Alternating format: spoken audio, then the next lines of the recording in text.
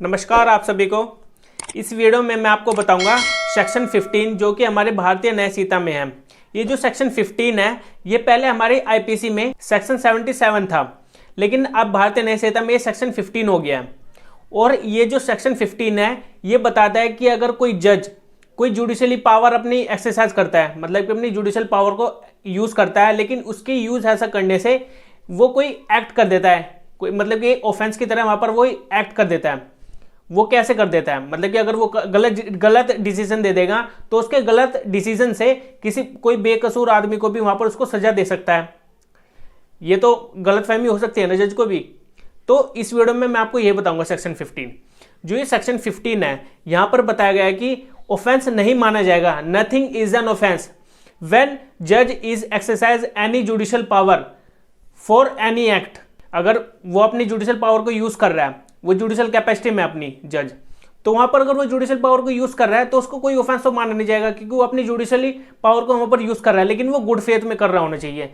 इसमें लिखा है इन गुड फेथ होना चाहिए। अगर वो गुड फेथ में नहीं करेगा तो तब वो लायबल माना जाएगा।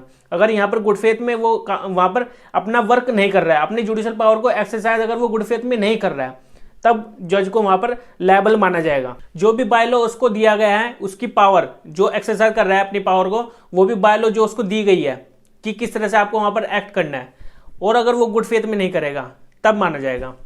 तो इसमें मैं आपको एक एग्जांपल के तौर पे बता देता हूं।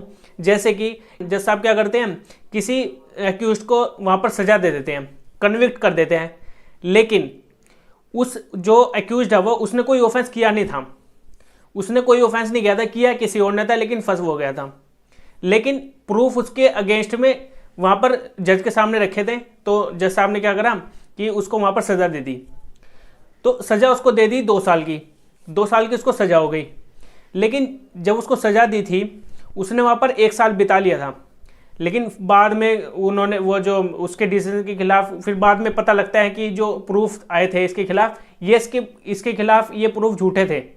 जो दूसरा पर्सन था जिसने वो एक्ट किया था, जो भी उसने ऑफेंस कमिट किया था, वो किसी दूसरे पर्सन ने किया था, और उस दूसरे पर्सन के खिलाफ वहां पर सबूत मिल गया, वहां पर एविडेंस थे जो वो मिल गए हैं।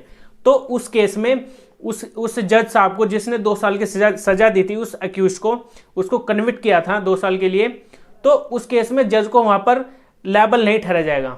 उसने एक ऑफेंस किया है, उसके लिए उसको लायबल नहीं ठहरा जाएगा, क्योंकि उसने अपनी जुडिशियल पावर को यूज करके, जुडिशियल कैपेसिटी में उसने भी अपनी पावर को यूज किया था, और वो भी गुड फेथ में।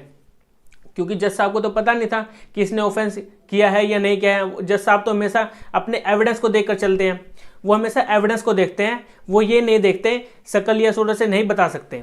प्रूफ के तौर पर वहां पर चला जाता है कोर्ट में, और प्रूफ ही दे के जाते हैं। प्रूफ के तौर पर हमेशा जो एविडेंस आते होते हैं और जो पुलिस वालों की गवाहियां होती है ट्रायल में, तो उनको देखकर ही जज साहब अपना डिसीजन देते हैं, कोई ऑर्डर देते हैं। अगर किसी के खिलाफ हो भी जाता है और फिर वो बाद में प्रूफ हो जाता है कि वो ऑफेंस उसने नहीं किया था, लेकिन वो अपनी सजा काट चुका है, तो उस केस में जज साहब को वहां पर लायबल नहीं ठहरा जाएगा। ये एक जनरल एक्सेप्शन है जो कि यही बताता है यहां पर जज को डिफेंस मिलेगा इस चीज का। अगर उसने कोई गलत डिसीजन दे दिया था, लेकिन उसने जो डिसीजन दिया था जज साहब ने वो गुड फेथ में दिया था।